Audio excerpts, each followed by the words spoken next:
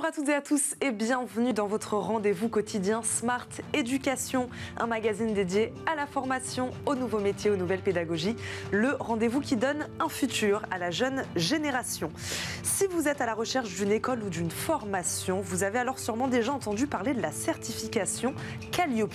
Délivrée par un organisme certificateur indépendant, elle est censée garantir la qualité des processus d'apprentissage. Mise en place par le ministère du Travail, elle permet également d'être reconnue par l'État et d'accéder à certains financements. Mais alors, sur quels critères s'appuie cette certification et peut-elle vraiment vous aider à trouver la bonne formation? Réponse avec nos deux invités.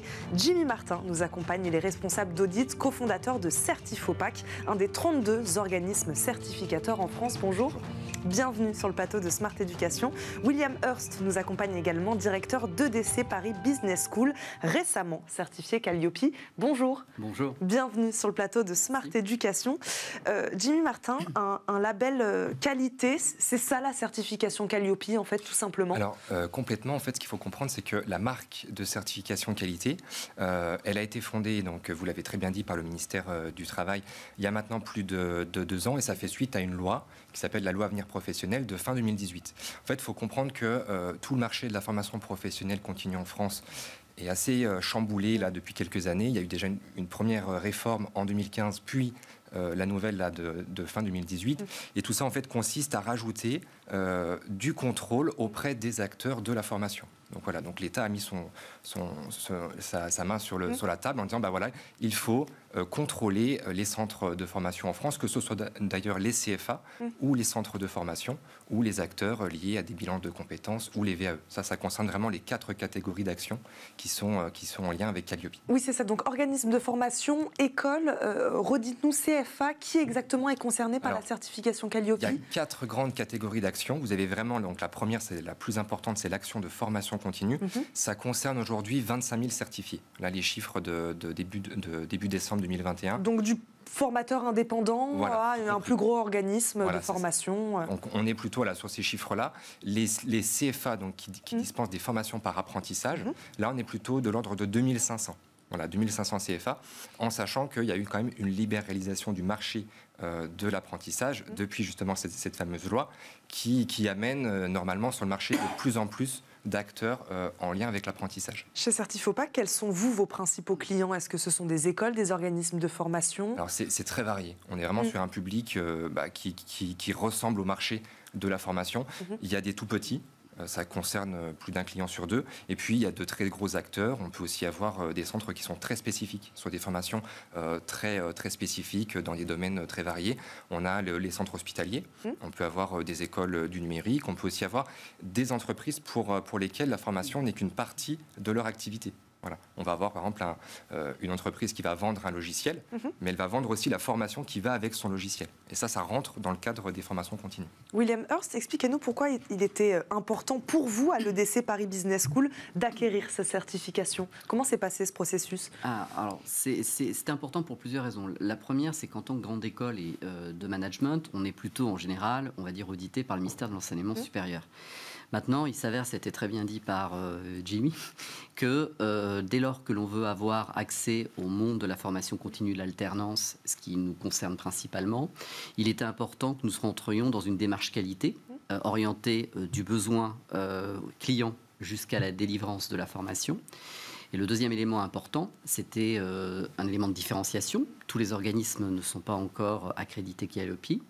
Et c'est l'accès au financement, puisque dans le cadre de cette réforme-là, dans le cadre de ce process qualité, l'accès aux formations et de la part des parties prenantes, mais également au financement, pourra être conditionné en partie par l'obtention de cette accréditation. On va rentrer dans le détail. C'est vrai que vous parlez de cet accès à certains financements.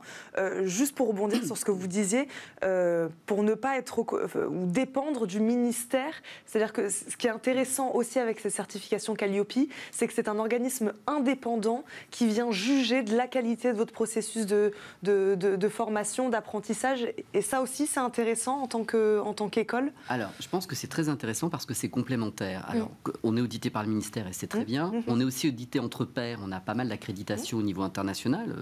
Mon établissement en a une et va en avoir une autre. Mais du point de vue d'une logique, j'en parlais tout à l'heure, ISO, vraiment d'une logique de processus bout en bout. C'est vrai que c'est très complémentaire aux accréditations de nature plus académique auxquelles nous devons faire face d'habitude. Et je trouve que ça envoie un signal important au marché de se dire que finalement, le développement des compétences, l'impact est quelque chose qui est très important au-delà de l'apprentissage des savoir-faire ou des savoir-être. Donc je pense que ça c'est important aussi en termes de message qu'il faut faire passer au marché.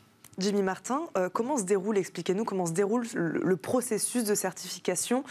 L'organisme, il vient sur place, il se déplace dans l'organisme de formation, dans l'école, et il mène son audit. Expliquez-nous un peu comment ça marche. Alors, tout est millimétré. En fait, nous, on n'invente rien, on se calque sur la réglementation. Donc, il y a des textes de loi qui datent de juin 2019 qui nous précisent vraiment comment ça doit se dérouler, donc combien de temps, parce qu'il faut savoir que la durée d'audit n'est pas la même pour le DC et pour le formateur indépendant. C'est calculé en fonction du chiffre d'affaires et c'est calculé aussi en fonction de la catégorie d'action que l'on souhaite certifier.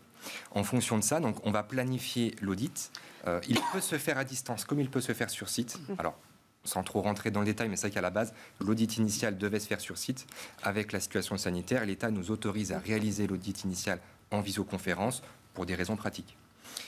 Donc, comment ça se passe très concrètement ? Donc, on est sur une journée d'audit de manière très générale. Il y a toujours 3 temps dans un audit. Il y a la réunion d'ouverture, où l'auditeur va prendre le pouls un petit peu de ses audités, leur expliquer comment ça va fonctionner, toujours normalement dans une démarche quand même, alors même s'il est là aussi pour faire son travail de manière impartiale et de manière objective, mais toujours dans une démarche assez bienveillante. Voilà. On est sur un référentiel qui est neuf, c'est pas comme la norme ISO 9001 qui existe depuis 20 ans. Voilà, il faut aussi prendre le temps et il faut aussi pouvoir répondre aux questions, même si on n'est pas là pour faire du conseil, mais pouvoir répondre aux questions, répondre à des points d'éclaircissement sur le référentiel qualité, on y reviendra peut-être, mais voilà, sur tous les points que l'organisme est censé respecter. Et oui, on va expliquer à nos téléspectateurs quels sont ces critères justement d'obtention de la certification Calliope. Mais terminer sur, il y a ce processus d'enquête, d'audit, mais d'accompagnement aussi, c'est ce que vous nous dites. En tout cas, qu'on travaille demain avec l'organisme de formation, avec l'école. On n'est pas là pour les contrôler ou pour les juger. C'est ça, mais alors, ce qu'il faut comprendre, c'est que comment ça a été conçu, Calliope, nous, en tant que certificateur, on n'a pas le droit de faire de conseil ou d'accompagnement au sens conseil du terme. Voilà. On n'a pas le droit de faire de formation ou ce genre de choses. On explique ce qu'on fait. Voilà. C'est ça. On peut, à la rigueur, faire ce qu'on appelle un audit blanc pour diagnostiquer certains points qui seraient encore un petit peu limites, mais finalement, ça s'arrête là. Jimmy Martin, donc on va rentrer dans le vif du sujet. Quels sont ces critères alors d'obtention auxquels doivent répondre les écoles, les organismes de formation pour obtenir la certification Calliope, qui, je le rappelle, est gage de qualité. On parle de qualité, de processus, d'apprentissage. Comment on juge ça ? Alors, on juge ça déjà. Nous, ce qu'il faut comprendre, c'est qu'en tant qu'auditeur, on n'est pas là pour juger la formation. Si j'audite un centre hospitalier, c'est pas moi qui vais évaluer la qualité de la formation en soins d'urgence, parce que je n'ai pas la compétence. Par contre, moi, ce que j'évalue, c'est le process de la formation. Donc, est-ce que les stagiaires ont bien eu accès à la communication avant la formation ? Est-ce qu'il y a eu un positionnement avant la formation ? Est-ce que les stagiaires sont évalués ? Ça peut paraître assez logique, assez basique, mais finalement, voilà, là, c'est écrit noir sur blanc dans un référentiel qualité.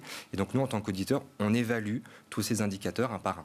Il faut aussi comprendre que ce n'est pas le même nombre d'indicateurs que l'on soit un formateur indépendant ou un CFA. Voilà. Il y a un socle commun de 22 points auxquels on ajoute des indicateurs spécifiques en fonction des formations que l'on anime. William Hurst, quel travail avez-vous fait peut-être en amont avant d'obtenir cette certification Calliope ? Est-ce qu'il fallait se remettre aux normes sur certains aspects ? En fait, nous, on a fait un audit blanc, d'abord, parce qu'il est important de savoir, est-ce qu'on avait tout modélisé ? C'est-à-dire, souvent dans Calliope, on peut faire des choses, c'est le cas dans beaucoup d'accréditations, mais pas forcément les formaliser. Donc, on a fait un vrai travail de formalisation, voir, par exemple, sur le processus de réclamation, est-ce qu'on était constant ? Le processus d'information, voilà, c'est vraiment de bout en bout, ça va de l'information, on va dire, des prospects, jusqu'à le traitement des réclamations, en passant par la qualification des intervenants. Alors, il y a des choses que nous faisions déjà parce que, ou je dirais plutôt parce que et pas à cause d'autres accréditations, c'est-à-dire le référencement de nos intervenants, la démonstration de leur niveau de compétence, etc. Après, ce que j'ai trouvé très intéressant, c'est la logique de bout en bout, c'est-à-dire qu'on part du client et on va voir son cycle de vie avec l'organisme. Et pour moi, c'est ce que j'ai expliqué aux équipes quand nous avons pris la décision de se lancer dans ce processus, qui est un processus long. Quand même, il faut le dire, ça nous a pris plusieurs mois pour faire monter les gens à bord, parce que c'est un moyen aussi d'optimiser ses pratiques et d'apporter une logique d'amélioration continue. Comment vous, d'ailleurs, communiquez par rapport à cette certification Calliope auprès des futurs potentiels apprenants de quelle manière on communique sur cette certification? Qu'est-ce que ça peut nous apporter? Alors, c'est très normé, d'abord. On ne fait pas ce que l'on veut. Même la taille du logo est normée. Alors, comment on communique? On a lancé une campagne de communication, déjà parce que on s'est rappelé par rapport à la loi. Je rappelle qu'il y avait aussi une date butoir qui est le 31/12. Il était important que nous soyons prêts.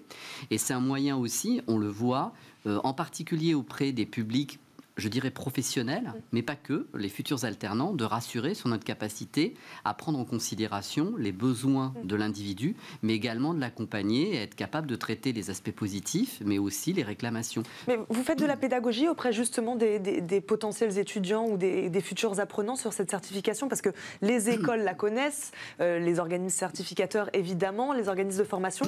Peut-être qu'un étudiant, on ne sait pas vraiment ce que c'est en fait la certification Calliope. Vous avez tout à fait raison. Les étudiants, c'est fondamental de leur expliquer le besoin pour eux et qu'est-ce que ça peut leur apporter. Il y a la qualité d'un côté, il y a l'accès potentiel au financement, parce que c'est aussi une réalité qui va se concrétiser. Après, vous savez, on est souvent confronté au fait que la France, dans l'enseignement supérieur, c'est un des pays les plus compliqués. Donc j'ai envie de vous dire, la pédagogie, d'expliquer les différentes accréditations, le visa, le grade, etc. J'ai envie de dire que ça nous permet de développer une certaine pédagogie sur toutes les choses positives. J'en profite parce que c'est très positif, mais c'est souvent très technique. Et c'est vrai qu'on essaie de raisonner bénéfice pour les étudiants en particulier. Jimmy Martin, il nous reste quelques secondes. Cette certification, comme le disait William Hurst, elle sera obligatoire en tout cas dès janvier 2022 pour bénéficier de certains fonds. Est-ce que cette fin d'année, là 2021, c'est un peu la course à la certification? Alors, est-ce que vous faites C'est la course. La chance qu'on a, c'est qu'on peut encore réaliser des audits à distance. Donc voilà, c'est plus flexible pour la planification. Mais oui, c'est la course. C'est la course à la certification. Merci beaucoup à tous les deux, en tout cas, d'avoir fait de la pédagogie sur ce label qualité, sur cette certification Calliope. On y voit beaucoup plus clair. Merci beaucoup, William Hurst, directeur d'EDC Paris Business School, et Jimmy Martin, responsable d'audit, cofondateur de Certifopac. Merci beaucoup à tous les deux. Merci à vous de nous avoir suivis. On se retrouve très vite pour un nouveau numéro de Smart Éducation. Très bonne journée à tous sur Bismart et à très vite.